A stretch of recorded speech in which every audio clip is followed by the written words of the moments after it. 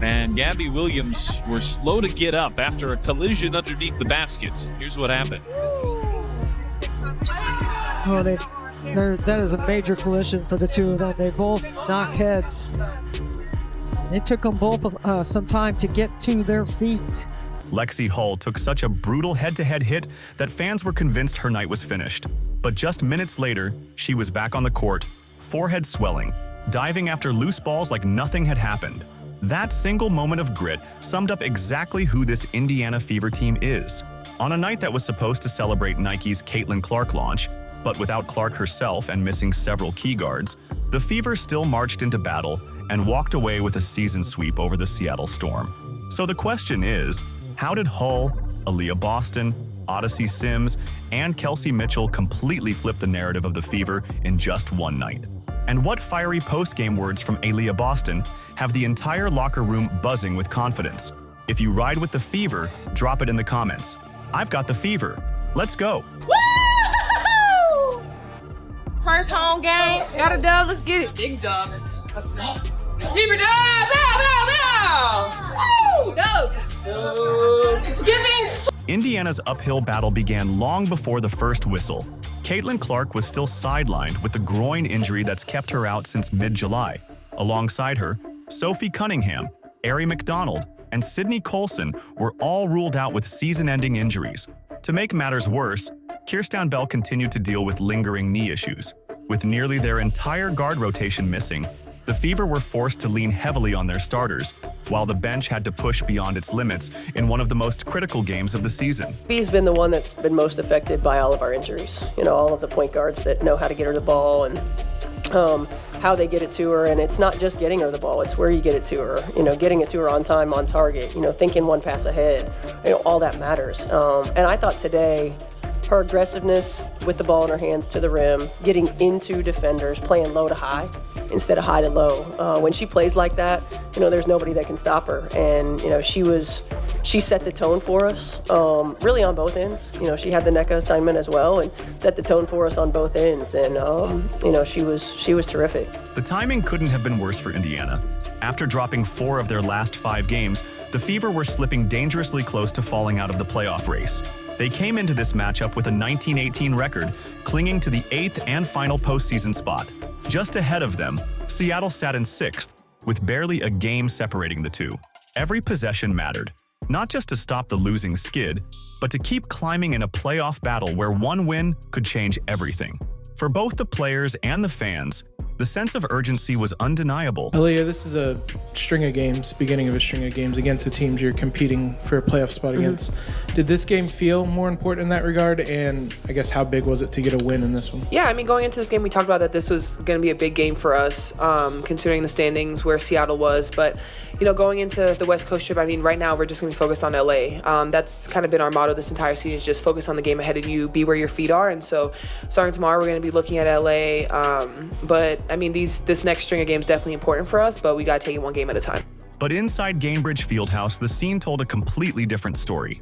Caitlin Clark's Nike logo debut had transformed the arena into more of a celebration than a game night. Banners draped the railings, fans filled the stands in promotional shirts, and photo stations with branded backdrops drew long lines for selfies. The entire evening was built around Clark's rising stardom, not just as a player, but as a cultural force. Yet the twist was hard to miss. Clark herself wasn't on the court.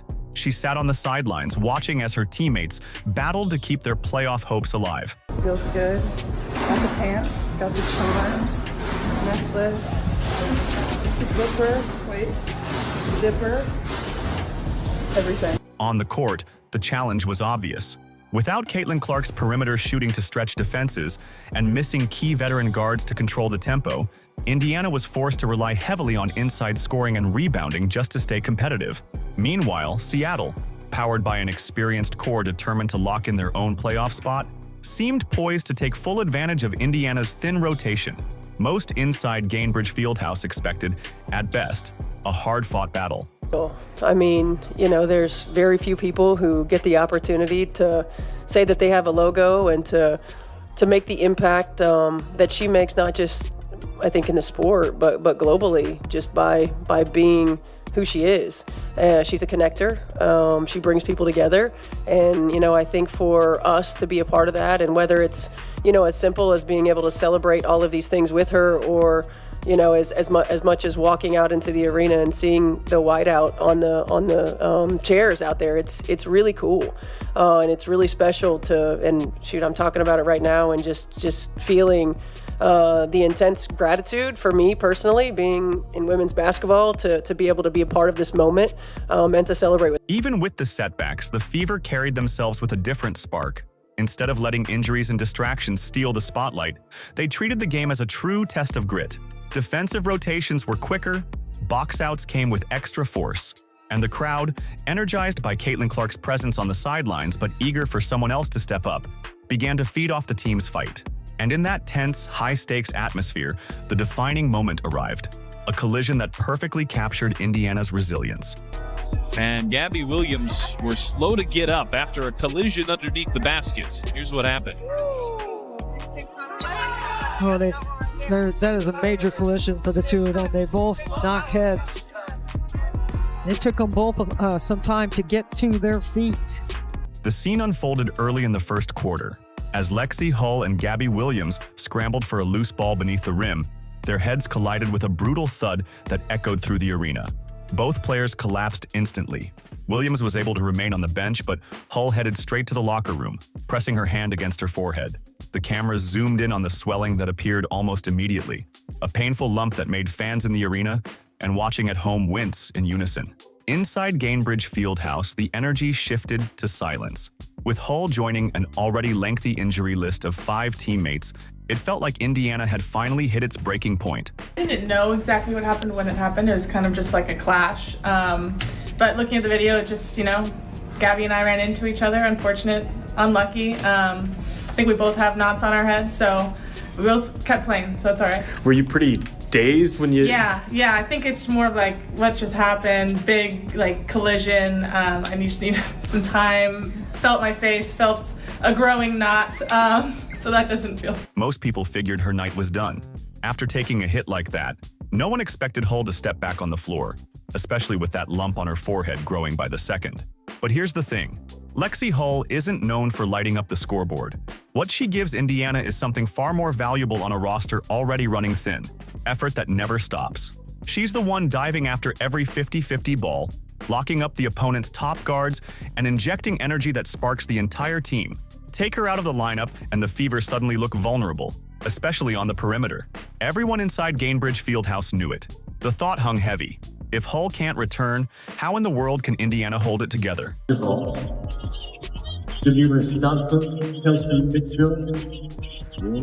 Hull, second for the Fever.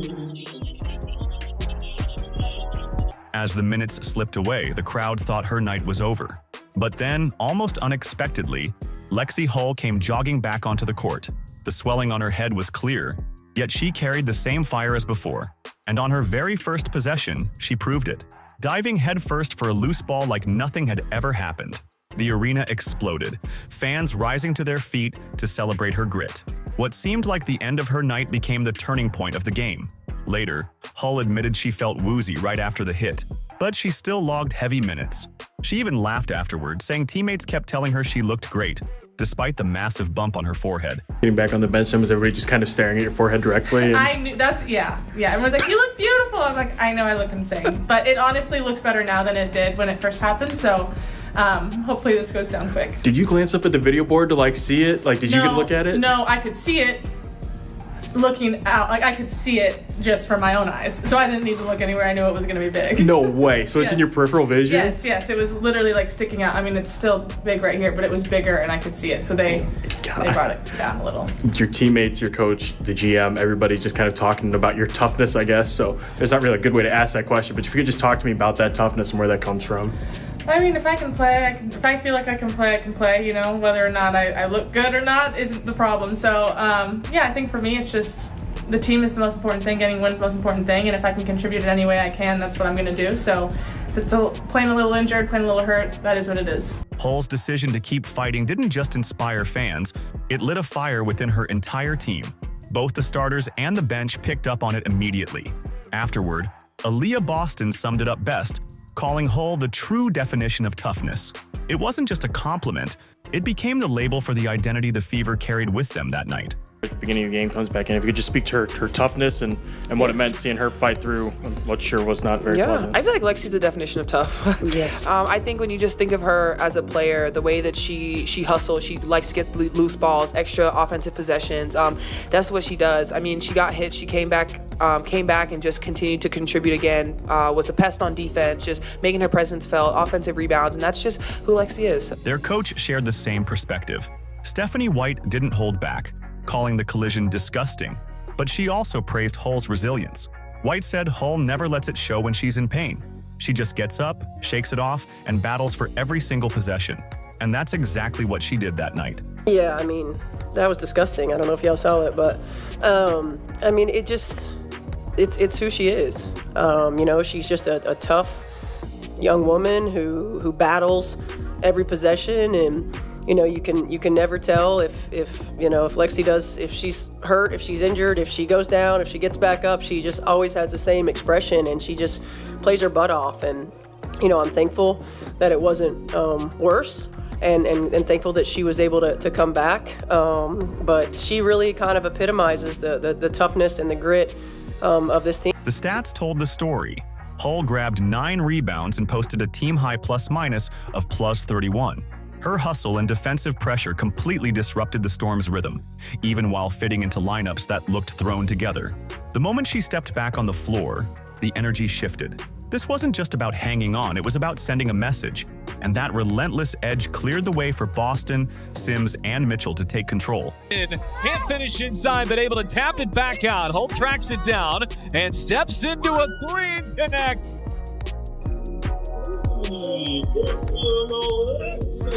With Indiana's guard rotation stretched thin, the game naturally shifted inside, and Aaliyah Boston made sure Seattle felt her presence on every trip down the floor.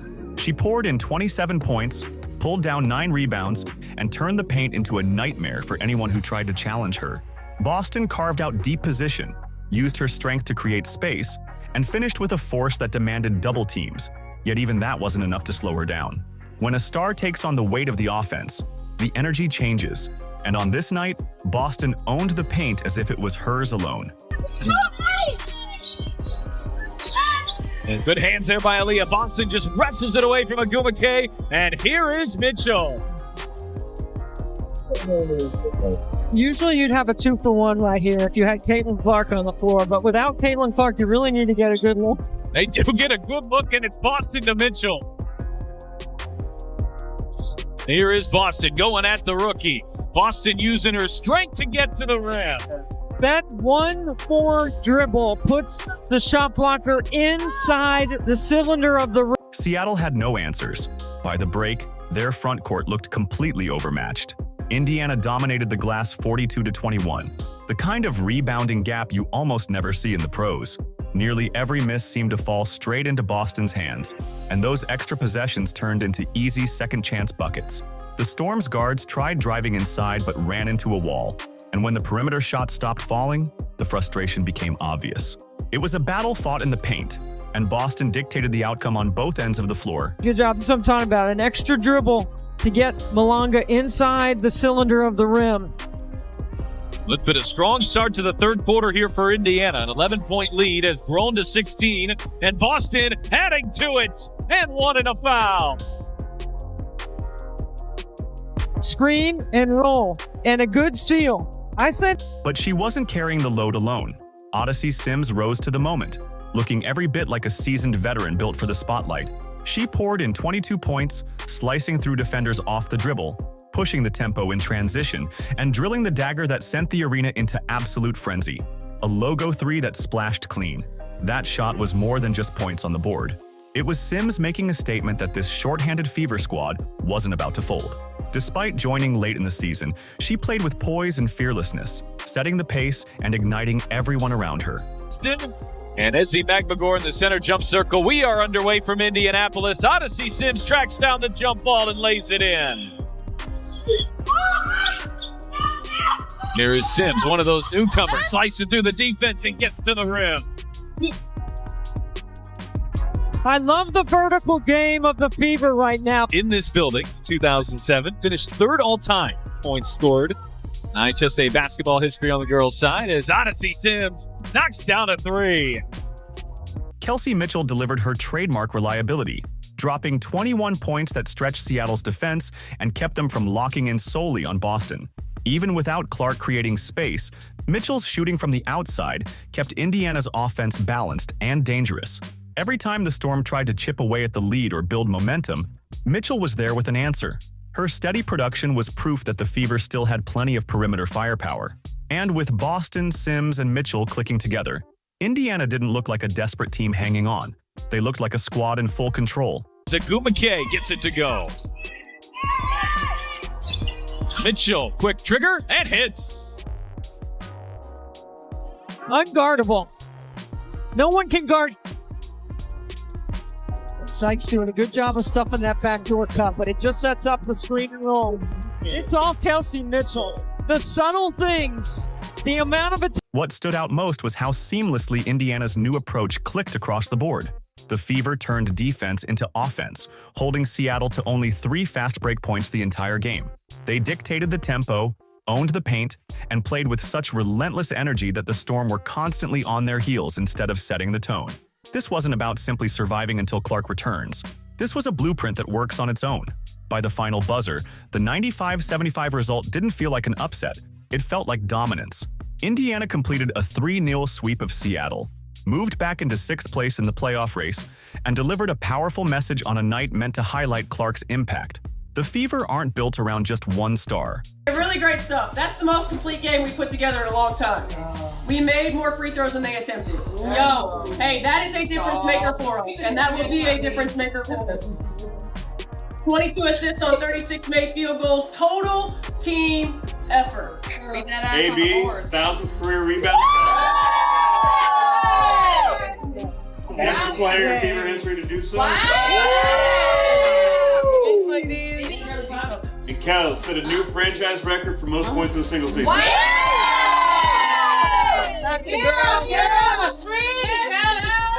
a dog. Let me just add to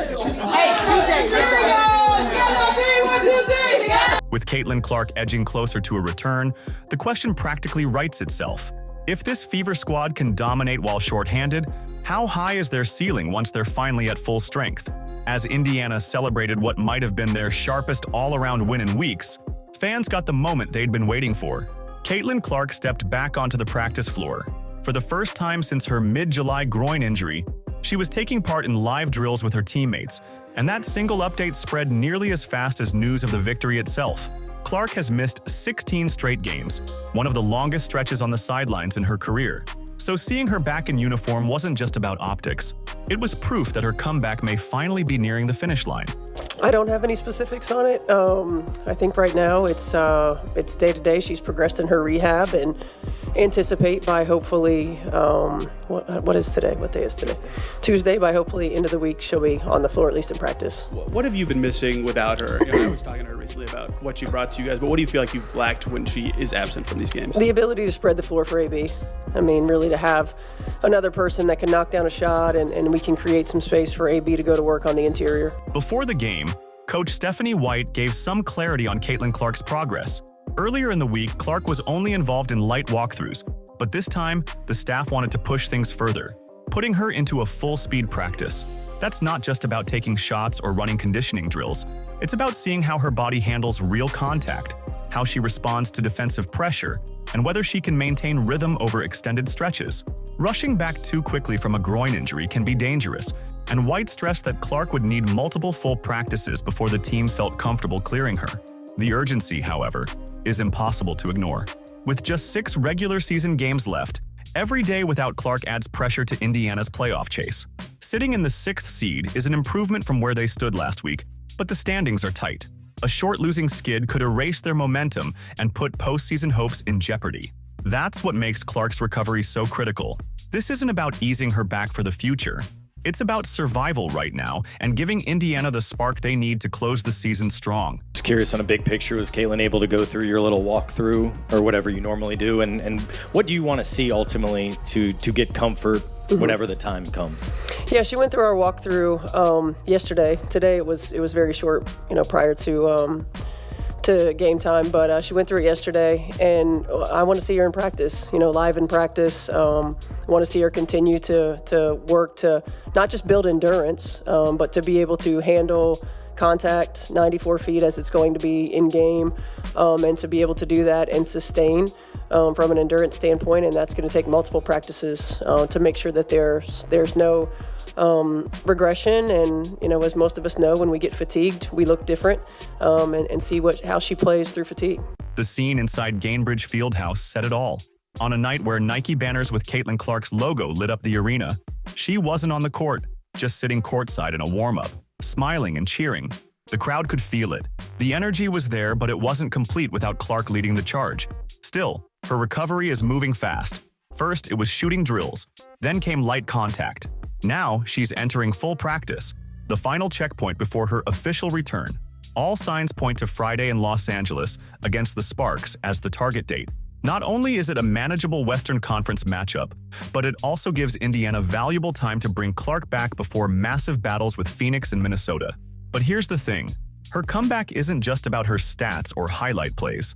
It's about what she unlocks for this Fever team. The same squad that just dismantled Seattle looks dangerous already. Add Clark's ability to stretch defenses, push the pace, and create shots for everyone else. And suddenly, Indiana doesn't just look like a playoff team. They look like a problem for the entire league. Against Seattle, the Fever proved something bigger than one win. They showed grit. They showed identity. They proved they can fight without their superstar. And now, with Caitlin Clark on the brink of returning, this team's ceiling only gets higher. Head coach Stephanie White confirmed it. The final step is live practice, and Clark is nearly through it. The question is, will her return be the moment Indiana transforms from an underdog into a real playoff contender? If you're riding with the Fever, drop a comment saying, "I've got the Fever."